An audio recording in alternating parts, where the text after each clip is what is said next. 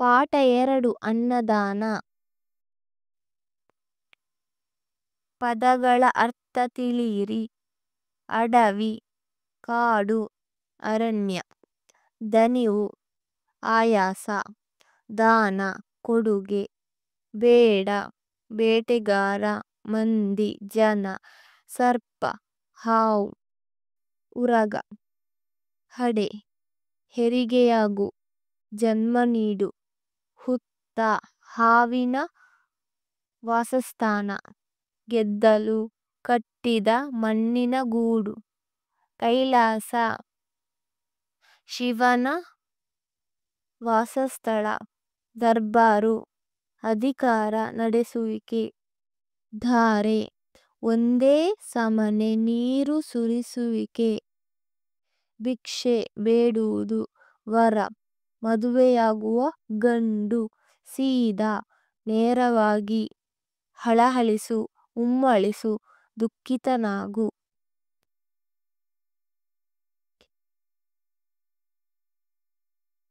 ಈ ಕೆಳಗಿನ ಪ್ರಶ್ನೆಗಳಿಗೆ ಒಂದು ವಾಕ್ಯದಲ್ಲಿ ಉತ್ತರಿಸಿರಿ.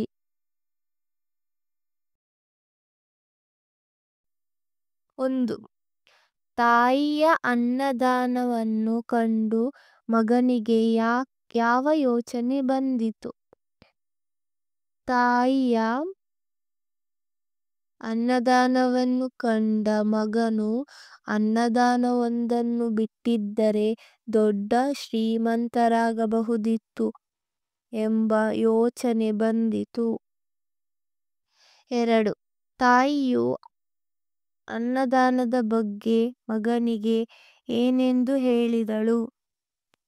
ತಾಯಿಯು ಅನ್ನದಾನದ ಬಗ್ಗೆ ಮಗನಿಗೆ ಈ ರೀತಿ ಹೇಳಿದಳು. ಮಗು, ದಾನಗಳಲ್ಲಿ ಅನ್ನದಾನವೇ ಹೆಚ್ಚಿನದು. ಬಡತನ ಶ್ರೀಮಂತಿಕೆ ಕೊನೆ ತನಕ ಇರುವುದಿಲ್ಲ. ಆದರೆ ಅನ್ನದಾನದ ಪುಣ್ಯ ಕೊನೆ ತನಕ ಇರುವಂಥದ್ದು ಎಂದಳು.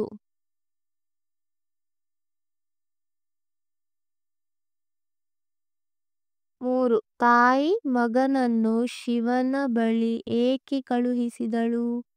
ಅನ್ನದಾನ ಪುಣ್ಯ ಏನೆಂದು ತಿಳಿದುಕೊಳ್ಳಲು ಶಿವನ ಬಳಿ ತಾಯಿ ಮಗನನ್ನು ಕಳುಹಿಸಿದಳು. 4. ಹುಡುಗನು ನೇಪಾಳ ದೇಶಕ್ಕೆ ಏಕೆ ಹೋದನು? ಆನ್ಸರ್: ಹುಡುಗನು ಶಿವನು ಕೊಟ್ಟ ಪ್ರಸಾದವನ್ನು ನೇಪಾಳ ದೇಶದ ರಾಜನ ಹೆಂಡತಿಗೆ ನೀಡಲು ಹೋದನು. 5. ಬೇಡನ ಹೆಂಡತಿ ಹಂದಿಯಾಗಿ ಹುಟ್ಟಿದ್ದು ಏಕೆ? ಆನ್ಸರ್: ಬೇಡನ ಹೆಂಡತಿ ಹಂದಿಯಾಗಿ ಹುಟ್ಟಲು ಕಾರಣ, ತನ್ನ ಮನೆಗೆ ಬಂದ ಹುಡುಗನಿಗೆ ತಿನ್ನಲು ಕುಡಿಯಲು ಹಣ್ಣು ಹಂಪಲು ಮತ್ತು ಹಾಲನ್ನು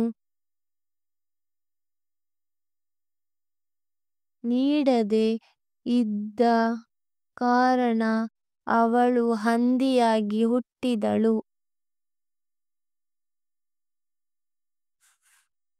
ಈ ಕೆಳಗಿನ ಪ್ರಶ್ನೆಗಳಿಗೆ 2-3 ವಾಕ್ಯಗಳಲ್ಲಿ ಉತ್ತರಿಸಿರಿ. 1.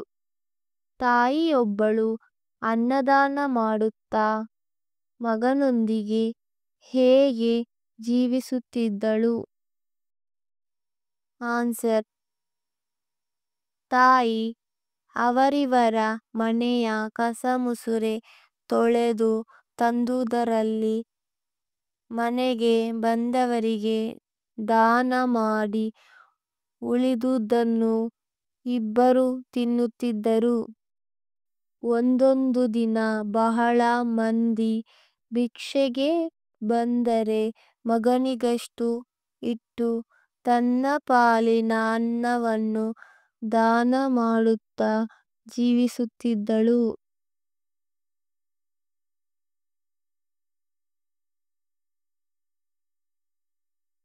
2. ಮಗನು ತಾಯಿಯ ಅನ್ನದಾನವನ್ನು ಕಂಡು ಏನೆಂದು ಕೇಳಿದನು. ಮಗನು ತಾಯಿಯ ಅನ್ನದಾನವನ್ನು ಕಂಡು, ತಾಯಿ, ಇದೇಕೆ ಹೀಗೆ ಅನ್ನದಾನ ಮಾಡುತ್ತೀ? ಒಂದೊಂದು ದಿನ ನೀನೇ ಉಪವಾಸವಿದ್ದು ಬೇರೆಯವರಿಗೆ ಅನ್ನದಾನ ಮಾಡುತ್ತಿ. ಅನ್ನದಾನವೊಂದನ್ನು ಬಿಟ್ಟಿದ್ದರೆ ನಾವು ಎಷ್ಟೊಂದು ಶ್ರೀಮಂತರಾಗುತ್ತಿದ್ದೆವು. ಅದೇನು ಅನ್ನದಾನದ ಮಹತ್ವ ಹೇಳು ಎಂದು ಕೇಳಿದನು.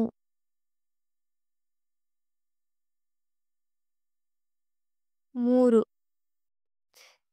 ಬೇಡನು ಹುಡುಗನಿಗೆ ಏನೆಂದು ಹೇಳಿ ತನ್ನ ಗುಡಿಸಲಿಗೆ ಕರೆದುಕೊಂಡು ಹೋದನು.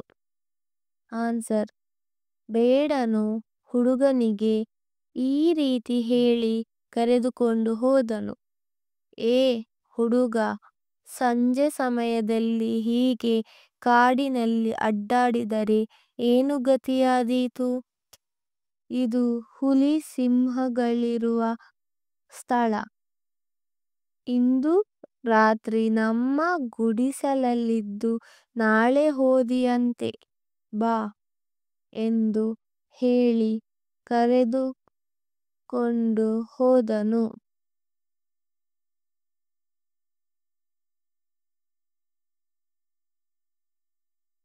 4. ಬೇಡನು ಹುಡುಗನನ್ನು ಯಾವ ರೀತಿ ಉಪಚರಿಸಿದನು?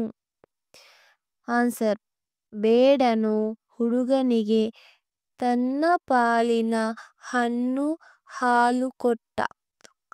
ಹುಡುಗ, ದಣಿದಿದ್ದೀಯಪ್ಪ, ಮಲಗು ಎಂದು ಕರುಣೆಯಿಂದ ಹುಡುಗನನ್ನು ಉಪಚರಿಸಿದ. ಹಾಸಿಗೆ ಹಾಸಿ ಮಲಗಿಸಿದ. ತನಗೆ ಮಲಗಲು ಸ್ಥಳ ಇರದಿದ್ದರಿಂದ ಅವನು ಹೊರಗೆ ಕಾಲು ಚಾಚಿ ಒಳಗೆ ತಲೆಯಿಟ್ಟು ಬಾಗಿಲು ತೆರೆದೇ ಮಲಗಿದ. ಈ ರೀತಿ ಉಪಚರಿಸಿದನು.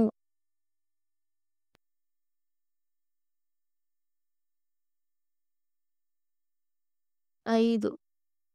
ಸರ್ಪ ಯಾವ ಕಷ್ಟದಲ್ಲಿ ಸಿಲುಕಿತ್ತು?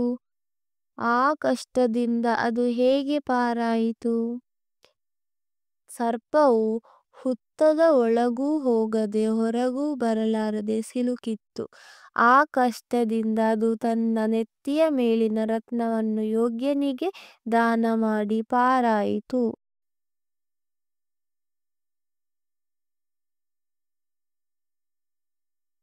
6.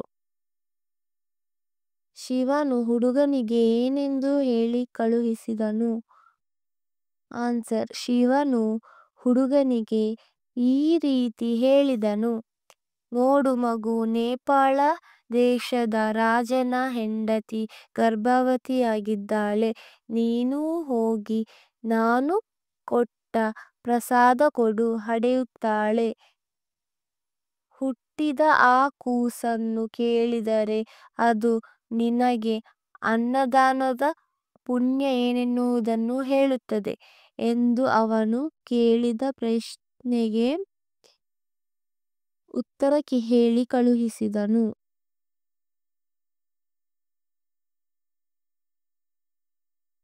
ಈ ಕೆಳಗಿನ ಪ್ರಶ್ನೆಗಳಿಗೆ 6-7 ವಾಕ್ಯಗಳಲ್ಲಿ ಉತ್ತರಿಸಿರಿ. 1. ಬೇಡ ಮತ್ತು ಆತನ ಹೆಂಡತಿ ಹುಲಿಯ ಬಾಯಿಗೆ ಹೇಗೆ ತುತ್ತಾದರು? ಆನ್ಸರ್: ಹುಡುಗನನ್ನು ಮಲಗಿಸಿ ಬೇಡನು ತಾನು ಹೊರಗೆ ಕಾಲು ಚಾಚಿ ಒಳಗೆ ತಲೆಯಿಟ್ಟು ಬಾಗಿಲು ತೆರೆದೇ ಮಲಗಿದ್ದ ಕಾರಣದಿಂದಾಗಿ ಬೇಡ ಮತ್ತು ಆತನ ಹೆಂಡತಿ ಹುಲಿಯ ಬಾಯಿಗೆ ತುತ್ತಾದರು.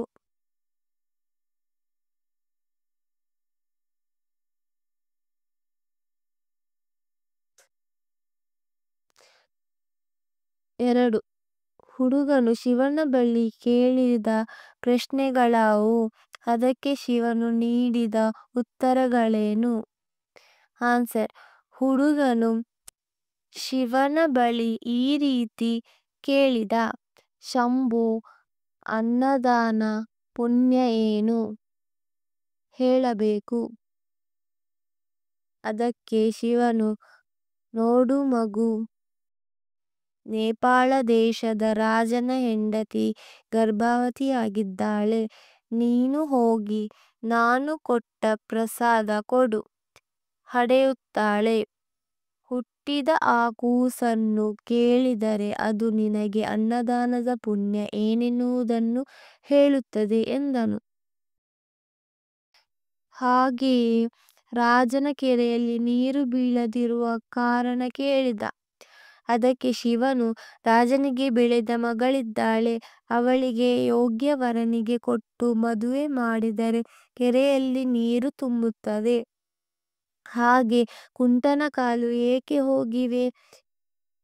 ತನಗೆ ತಿಳಿದ ವಿದ್ಯೆಯನ್ನು ಆತ ಯಾರಿಗಾದರೂ ಯೋಗ್ಯನಿಗೆ ದಾನ ಮಾಡಿದರೆ ಹೋದ ಕಾಲು ಬರುತ್ತದೆ ಎಂದು ತಿಳಿಸಿದನು. ನಂತರ ಸರ್ಪವೊಂದು ಹುತ್ತದ ಒಳಗೂ ಹೋಗದೆ ಹೊರಗೂ ಬರಲಾರದೆ ಸಿಕ್ಕಿಕೊಂಡಿದೆಯಲ್ಲ, ಏನು ಕಾರಣ ಎಂದು ಕೇಳಿದಾಗ ಶಿವ ಹುಡುಗನಿಗೆ ತನ್ನ ನೆತ್ತಿಯ ರತ್ನವನ್ನು ಯಾರಾದರೂ ಯೋಗ್ಯನಿಗೆ ದಾನ ಮಾಡಿದಲ್ಲಿ ಅದು ಸರಿದಾಡಬಹುದು ಎಂದು ತಿಳಿಸಿದನು. ಈ ರೀತಿ ಹುಡುಗನ ಪ್ರಶ್ನೆಗೆ ಶಿವನು ನೀಡಿದ ಉತ್ತರಗಳಾಗಿವೆ.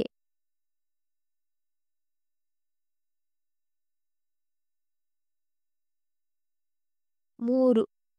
ಮಗು ಹುಡುಗನಿಗೆ ಅನ್ನದಾನದ ಮಹತ್ವವನ್ನು ಹೇಗೆ ತಿಳಿಸಿಕೊಟ್ಟಿತು? ಹುಡುಗನಿಗೆ ಅನ್ನದಾನದ ಮಹತ್ವವನ್ನು ಈ ರೀತಿ ತಿಳಿಸಿತ್ತು. ಅಯ್ಯ, ಶಿವನನ್ನು ಕಾಣುವುದಕ್ಕೆ ಹೊರಬಿದ್ದಿ.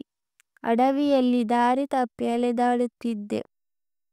ಆಗ ಒಬ್ಬ ಬೇಡ ಬಂದು ನಿನ್ನನ್ನು ತನ್ನ ಗುಡಿಸಲಿಗೆ ಕರೆದೊಯ್ದು ಹಣ್ಣು ಹಾಲು ಕೊಟ್ಟಿದ್ದು ನೆನಪಿದೆಯೇ?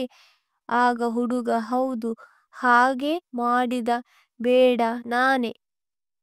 ಅಂದೇ ನನ್ನನ್ನು ನನ್ನ ಹೆಂಡತಿಯನ್ನು ಹುಲಿ ತಿಂದಿತು. ಅನ್ನದಾನ ಮಾಡಿದ್ದಕ್ಕೆ ನಾನಿಂದು ರಾಜಕುಮಾರನಾಗಿ ಹುಟ್ಟಿದ್ದೇನೆ. ನನ್ನ ಹೆಂಡತಿ ಕೊಡಲು ಒಪ್ಪಲಿಲ್ಲ. ಅವಳು ಇದೇ ಊರಿನಲ್ಲಿ ಹಂದಿಯಾಗಿ ಹುಟ್ಟಿದ್ದಾಳೆ. ಬೇಕಾದರೆ ಹೋಗಿ ನೋಡು ಎಂದು ತಿಳಿಸುವ ಮೂಲಕ ಅನ್ನದಾನದ ಮಹತ್ವವನ್ನು ತಿಳಿಸಿದನು.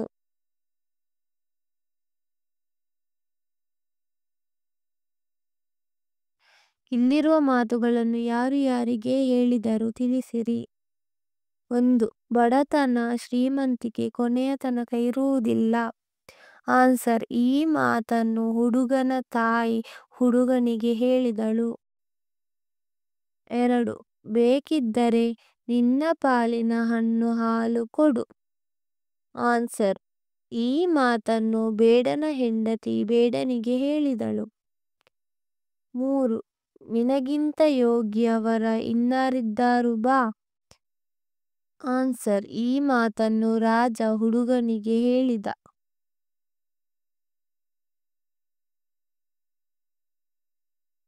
ಭಾಷಾಭ್ಯಾಸ. ಕೆಳಗಿನ ಪದಗಳನ್ನು ಬಿಡಿಸಿ ಬರೆಯಿರಿ. 1. ಅಲ್ಲಿಗೊಬ್ಬ. ಅಲ್ಲಿಗೆ ಪ್ಲಸ್ ಒಬ್ಬ. ಆಗಲೆಂದು. ಆಗಲು ಪ್ಲಸ್ ಎಂದೇ. ಸರ್ಪವಿತ್ತು. ಸರ್ಪವು ಪ್ಲಸ್ ಇತ್ತು. ಕೆರೆಯಲ್ಲಿ. ಕೆರೆ ಪ್ಲಸ್ ಅಲ್ಲಿ.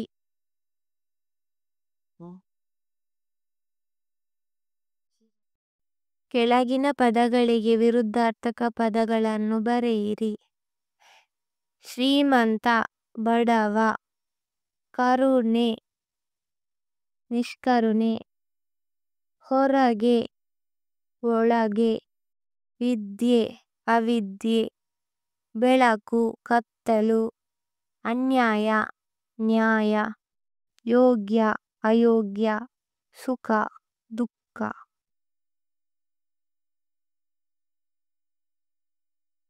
ಕೆಳಗಿನ ಪದಗಳನ್ನು ಸ್ವಂತ ವಾಕ್ಯಗಳಲ್ಲಿ ಬಳಸಿ ಬರೆಯಿರಿ. ಅನ್ನದಾನ. ದೇವತಾ ಕಾರ್ಯಗಳಲ್ಲಿ ಅನ್ನದಾನಕ್ಕೆ ಮಹತ್ವ ಸ್ಥಾನವಿದೆ. ಪುಣ್ಯ. ನಾವು ಮಾಡುವ ಒಳ್ಳೆಯ ಕೆಲಸದಿಂದ ಪುಣ್ಯ ಪ್ರಾಪ್ತಿಯಾಗುತ್ತದೆ. ಪ್ರಸಾದ. ದೇವಾಲಯದಲ್ಲಿ ಭಕ್ತರಿಗೆ ಪ್ರಸಾದ ವಿತರಿಸಲಾಗುತ್ತದೆ. ಕೈಲಾಸ. ಶಿವನ ಆವಾಸ ಸ್ಥಳ ಕೈಲಾಸವಾಗಿದೆ. ದಣಿವು. ಬೇಸಿಗೆಯಲ್ಲಿ ದಣಿವು ನಿವಾರಿಸಲು ನೆರಳನ್ನು ಆಶ್ರಯಿಸುತ್ತೇವೆ.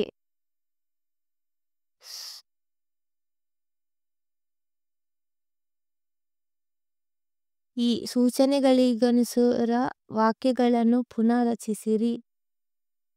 1. ತನಗೆ ತಿಳಿದ ವಿದ್ಯೆಯನ್ನು ಯೋಗ್ಯನಿಗೆ ದಾನ ಮಾಡಿದರೆ ಹೋದ ಕಾಲು ಬರುತ್ತವೆ. ಭೂತಕಾಲದಲ್ಲಿ ಬರೆಯಿರಿ. ತನಗೆ ತಿಳಿದ ವಿದ್ಯೆಯನ್ನು ಯೋಗ್ಯನಿಗೆ ದಾನ ಮಾಡಲು ಹೋದ ಕಾಲು ಬಂದವು. 2. ಹುಡುಗನನ್ನು ನೋಡಿ ಬೇಡನಿಗೆ ಕರುಣೆ ಬಂತು. ಬಹುವಚನದಲ್ಲಿ ಬರೆಯಿರಿ. ಹುಡುಗರನ್ನು ನೋಡಿ ಬೇಡನಿಗೆ ಕರುಣೆ ಬಂತು. 3. ಖರ್ಚು ಮಾಡಿ ಕೋಟಿ ಒಂದು ಹಣ ಕೆರೆ ಕಟ್ಟಿಸಿದೆ. ವಾಕ್ಯವನ್ನು ಸರಿಪಡಿಸಿ ಬರೆಯಿರಿ. ಕೋಟಿ ಹಣ ಖರ್ಚು ಮಾಡಿ ಒಂದು ಕೆರೆ ಕಟ್ಟಿಸಿದ. ಹುಡುಗ ಎಲ್ಲಿ ಹೊರಟಿರುವೆ. ಸೂಕ್ತ ಲೇಖನ ಚಿಹ್ನೆಗಳನ್ನು ಬಳಸಿ ಬರೆಯಿರಿ. ಹುಡುಗ ಎಲ್ಲಿ ಹೊರಟಿರುವೆ.